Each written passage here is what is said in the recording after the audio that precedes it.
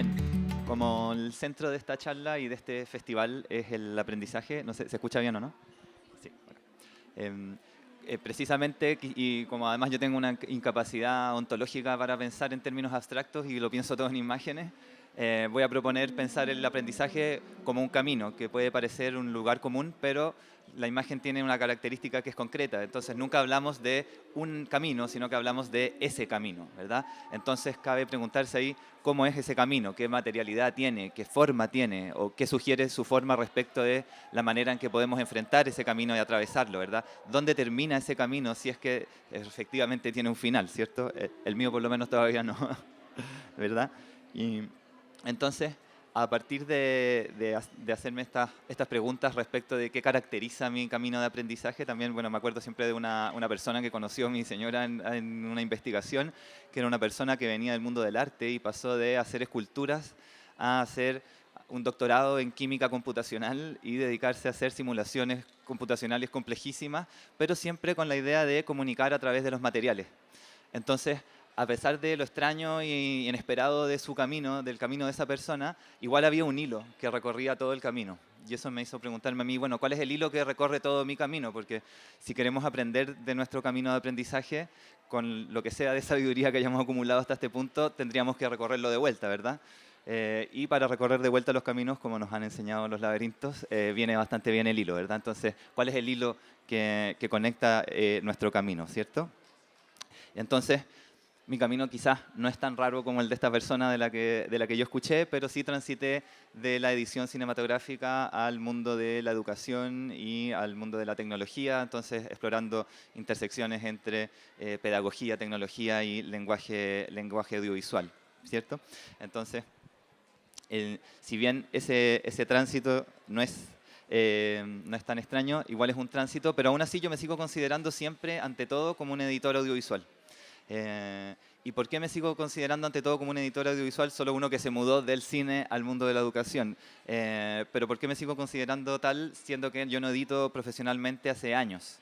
¿Ya? Y eso es porque me parece a mí que si uno mira con suficiente detención y reflexiona respecto de la práctica que sea, va a descubrir que todas las prácticas son también una forma de ser en el mundo. Y en particular la forma de ser en el mundo, después de años de hacerlo, de un editor, pienso yo que tiene que ver con observar y tiene que ver con identificar posibles conexiones entre fenómenos, identificar con empatía, hay un componente empático en la edición cinematográfica, identificar estas posibles conexiones entre distintos fenómenos que, conectados o más específicamente secuenciados uno después del otro, son capaces de servir a un fin predeterminado. Entonces, por ejemplo, como editor yo secuencio imágenes una después de la otra con un fin narrativo, pero como profesor también secuencio actividades y clases con fines pedagógicos, ¿verdad? O cuando exploro tecnología también secuencio aplicaciones, tecnologías, ¿verdad? Y distintos procesos que pueden sacar a relucir el potencial de aquella tecnología que estoy explorando. Entonces, al final siempre termino haciendo lo mismo, que es secuenciar, y eso es porque todos los desafíos nuevos que abordo en mi vida los abordo desde mi forma de ser en el mundo, que es la de un editor audiovisual, ¿ya? Y creo que me parece que hay algo poderoso en conocer la manera de ser que uno tiene en el mundo, no solo porque nos permite como saber más de nosotros mismos, ¿verdad? Pero también porque nos permite recorrer la parte del camino que viene de manera más fácil, ¿verdad? Como con más información, ¿cierto? Respecto de cómo recorremos nosotros los caminos. Pero el objetivo de esta charla me imagino que es que ustedes se lleven algo que les sirva a ustedes, entonces, más que yo hable aquí de lo que he hecho yo. Entonces quisiera compartir un par de herramientas de código abierto, si se quiere, de uso libre, que a mí en lo personal al menos me han servido mucho para no solo aprender de mi camino de aprendizaje, sino también para recorrerlo. Prácticas que me han ayudado a recorrer este camino de aprendizaje. Y la primera de ellas tiene que ver con intentar conocer lo mejor posible siempre las prácticas a las que nos dedicamos, ¿cierto?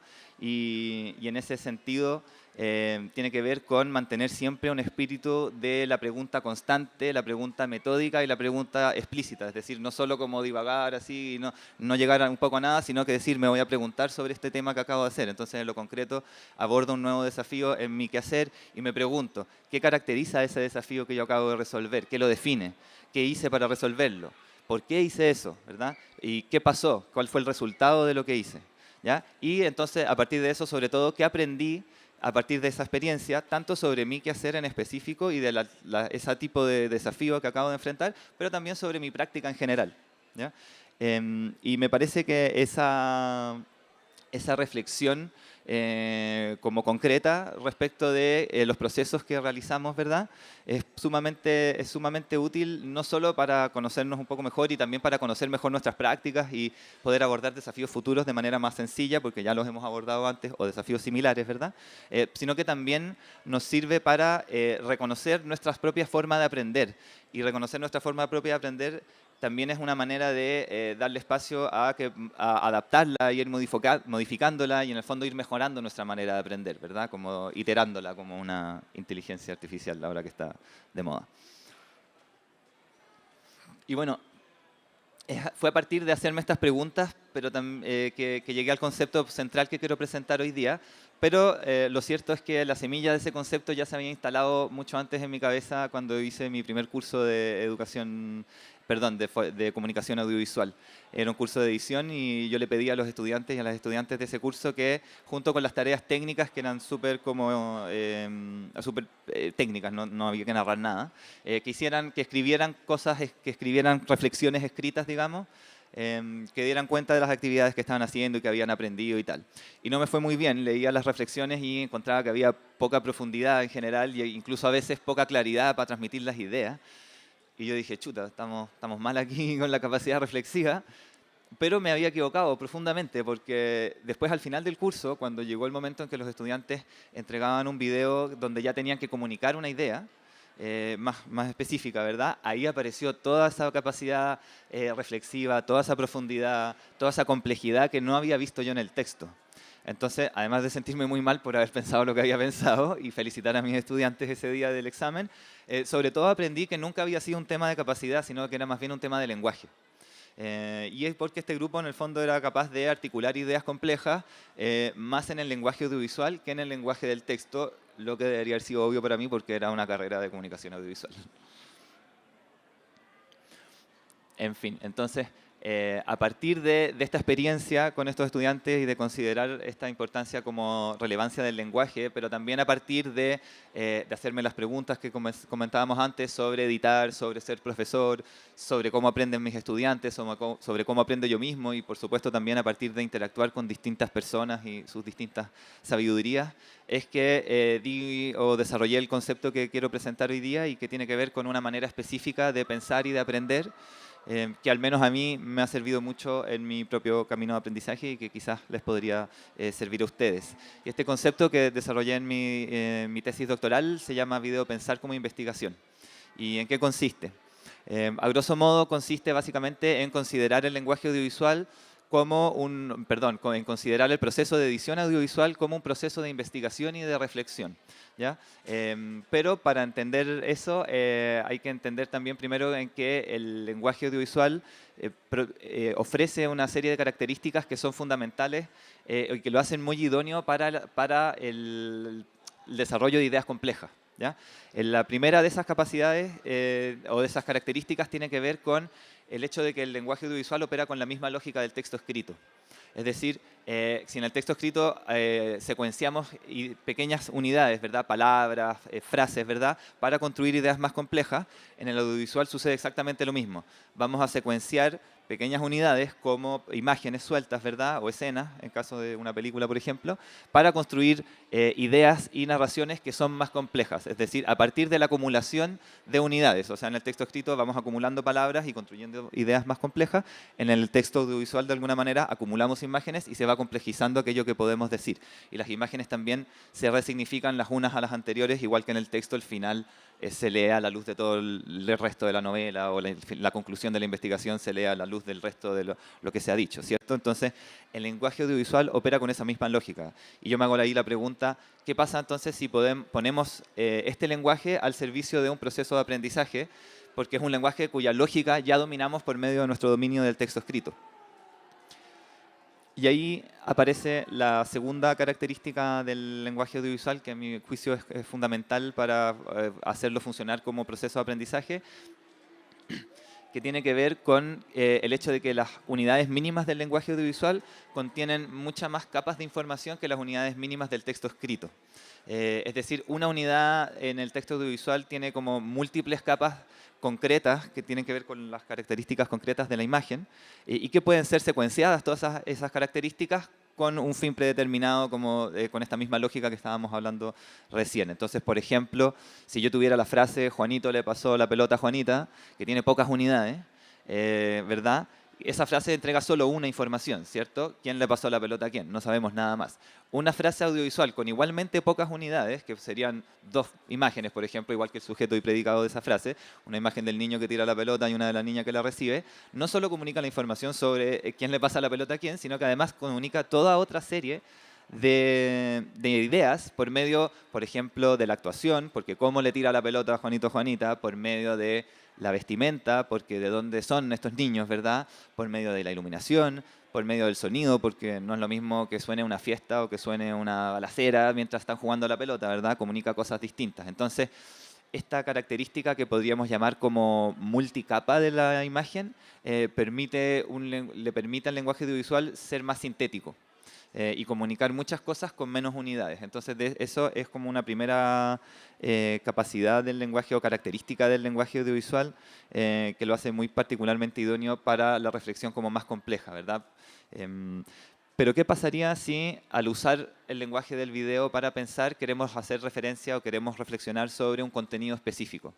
Es decir, podemos usar el video y el crear video, el editar video como un proceso para hacer sentido de una información o de un contenido específico, ¿verdad? O de un conjunto de datos, ¿verdad?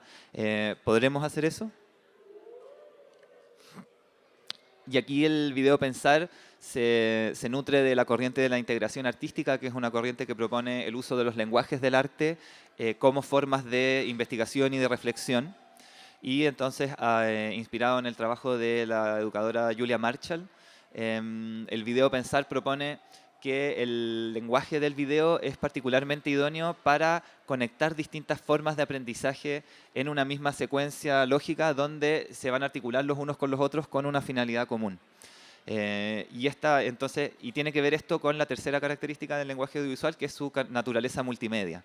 Es decir, en un video cabe prácticamente todo, como no se huela, o sea, hay que sentirlo con la piel, cabe, porque todo proceso, todo dato, toda idea, ¿verdad? Es susceptible de ser o registrada o reproducida en formato de imagen o de sonido. Hoy día con la inteligencia artificial todavía más, ¿ya? Entonces, a partir de esa naturaleza multimedia, donde podemos conectar desde un dibujo o una actuación casera hasta una entrevista a una persona, una entrevista formal o una visualización de datos por computadora, o sea, en el fondo todo lo podemos secuenciar, ¿verdad?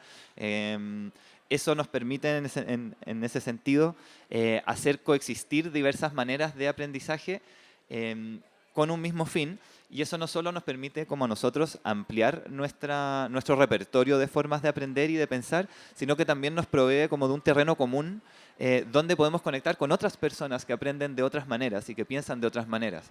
Y entonces, en el fondo, podemos articularnos con esas personas, fomentando como el trabajo en equipo, por ejemplo, y a lo mejor yo pienso de una manera que es más basada en el proceso y es más artística, entonces me voy a poner a dibujar y me voy a grabar, y después vamos a articular ese proceso contigo, que eres más académico, más formal, que a lo mejor vaya a escribir un ensayo, y lo vamos a meter como una voz en off con inteligencia artificial, ya ni siquiera necesito ser bueno en la dicción, ¿verdad? Me lo puede leer el computador, mejor quizás que yo mismo. Entonces, si no soy buen actor, ¿verdad?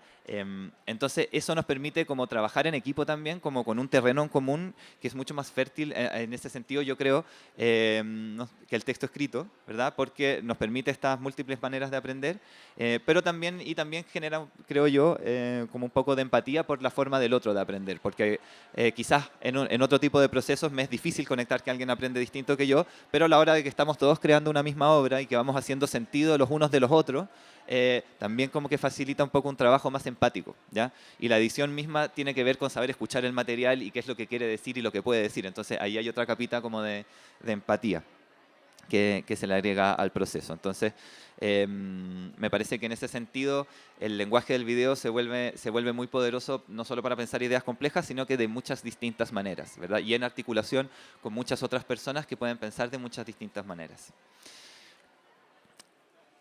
Y para cerrar, no sé si me apuré mucho, no sé cuánto tiempo ya, todo bien.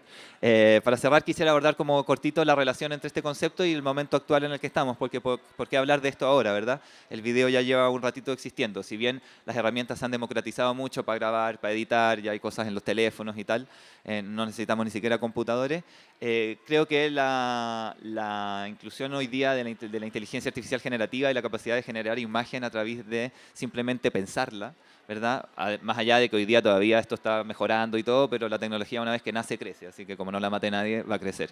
Y me parece que eso le entrega al lenguaje audiovisual un potencial sin precedentes, sobre todo por el lado, en conexión con la educación, yo creo, de las posibilidades que ofrece el lenguaje metafórico para hacer sentido de las cosas, porque ahora podemos hacer metáforas visuales, las que se nos ocurran, ¿verdad?, con inteligencia artificial. Pero también trae la inteligencia artificial y la imagen un peligro sin precedentes que tiene que ver con el deepfake o las imágenes falsas, ¿verdad? Entonces, en ese sentido, me parece súper importante formarse de esta manera o la que sea en el lenguaje del video, primero para, ojalá, aprovechar todo el potencial que ofrece para la reflexión y para la educación, pero también para aprender a identificar intencionalidad en la imagen, porque crear imagen con intención me ayuda a identificar la intención en la imagen de alguien más y defenderse de posibles manipulaciones a través de imágenes falsas, ¿verdad? Igual como hoy generamos estrategias para identificar fake news en el texto, tenemos que hacerlo respecto de la imagen.